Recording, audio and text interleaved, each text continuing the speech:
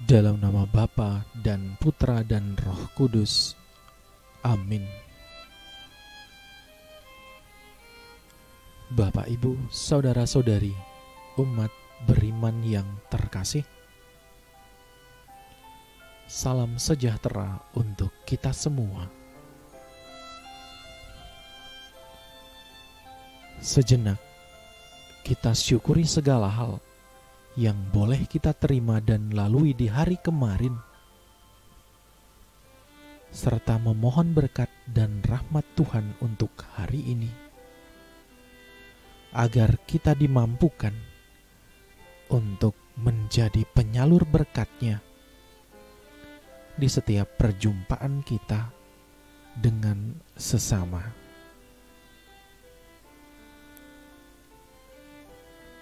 Saudara-saudari yang terkasih, lantas apa sapaan Tuhan untuk kita hari ini?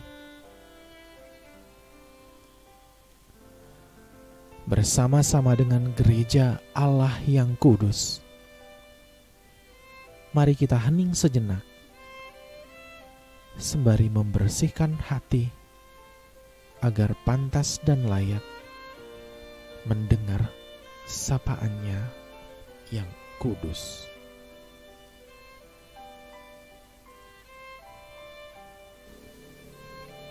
Haleluya, haleluya. Inilah hari yang dijadikan Tuhan. Marilah kita bersorak-sorai dan bersuka cita karenanya. Haleluya.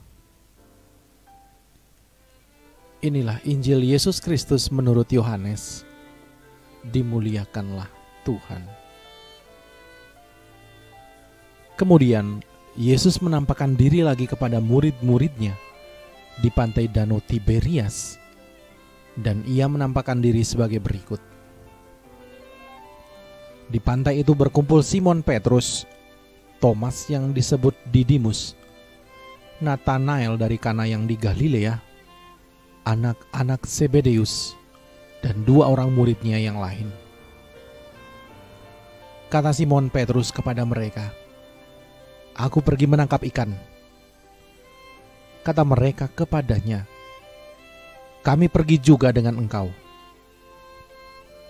Mereka berangkat lalu naik ke perahu, tetapi malam itu mereka tidak menangkap apa-apa. Ketika hari mulai siang, Yesus berdiri di pantai. Akan tetapi murid-murid itu tidak tahu bahwa itu adalah Yesus. Kata Yesus kepada mereka, "Hai anak-anak, adakah kamu mempunyai lauk pauk?" Jawab mereka, "Tidak ada." Maka kata Yesus kepada mereka, "Tebarkanlah jalamu di sebelah kanan perahu, maka akan kamu peroleh." Lalu mereka menebarkannya dan mereka tidak dapat menariknya lagi karena banyaknya ikan. Maka murid yang dikasihi Yesus itu berkata kepada Petrus, "Itu Tuhan."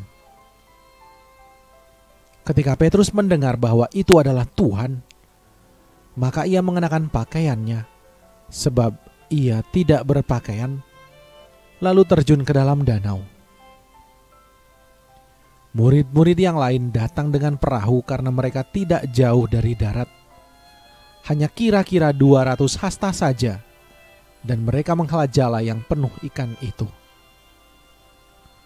Ketika mereka tiba di darat, mereka melihat api arang dan di atasnya ikan dan roti. Kata Yesus kepada mereka, "Bawalah beberapa ikan yang baru kamu tangkap itu." Simon Petrus naik ke perahu, lalu menghela jala itu ke darat, penuh ikan-ikan besar, 153 ekor banyaknya. Dan sungguh pun sebanyak itu, jala itu tidak koyak. Kata Yesus kepada mereka, "Marilah dan sarapanlah." Tidak ada di antara murid-murid itu yang berani bertanya kepadanya, "Siapakah engkau?" Sebab mereka tahu bahwa Ia adalah Tuhan. Yesus maju ke depan, mengambil roti dan memberikannya kepada mereka. Demikian juga ikan itu. Itulah ketiga kalinya Yesus menampakkan diri kepada murid-muridnya sesudah Ia bangkit dari antara orang mati. Demikianlah Injil Tuhan. Terpujilah Kristus.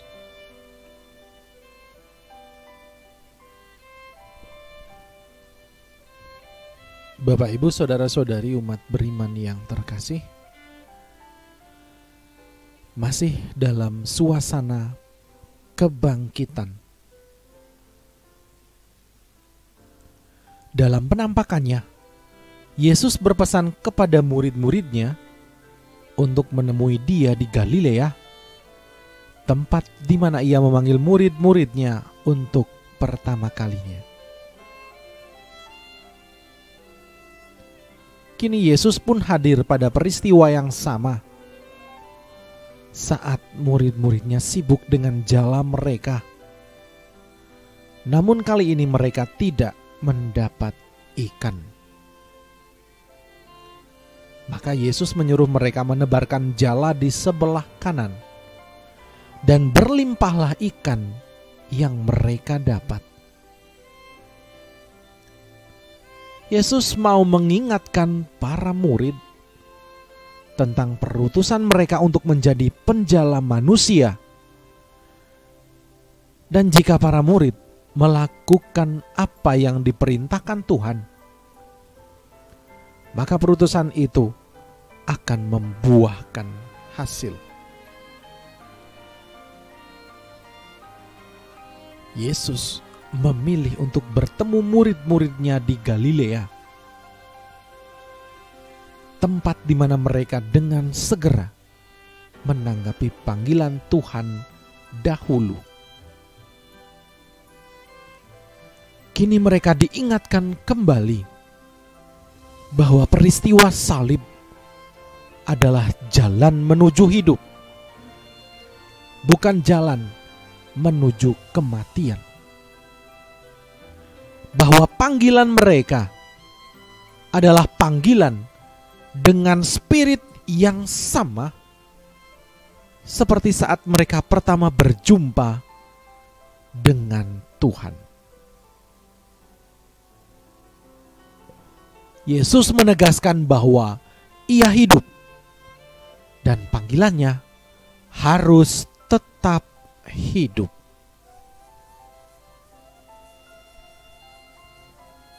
Saudara-saudari, pada kali pertama Yesus memanggil para murid dan mereka meninggalkan jalan mereka.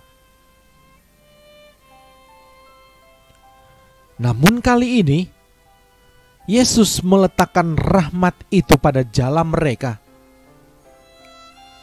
bahkan berlimpah-limpah. Maka panggilan kemudian kini dihayati secara baru. Bahwa panggilan itu harus kembali pada keseharian, pada apa yang mereka hidupi. Hal ini membuat kita mampu menemukan Tuhan pada setiap aspek kehidupan.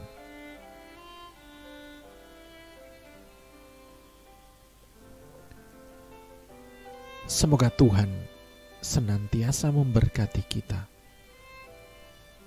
Amin. Marilah kita berdoa. Ya Tuhan Yesus Kristus, kami bersukacita dalam kebangkitan dan misteri Paskah. kami menemukan bahwa Engkau senantiasa ada di tengah-tengah kami. Semoga kami dapat menemukan-Mu dalam setiap aspek kehidupan dan mampu mewartakan kasih-Mu dalam setiap saat hidup kami. Sebab Engkaulah Tuhan dan pengantara kami, kini dan sepanjang masa. Amin.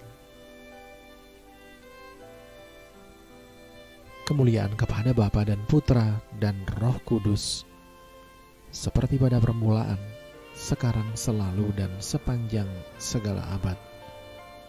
Amin. Dalam nama Bapa dan Putra dan Roh Kudus. Amin.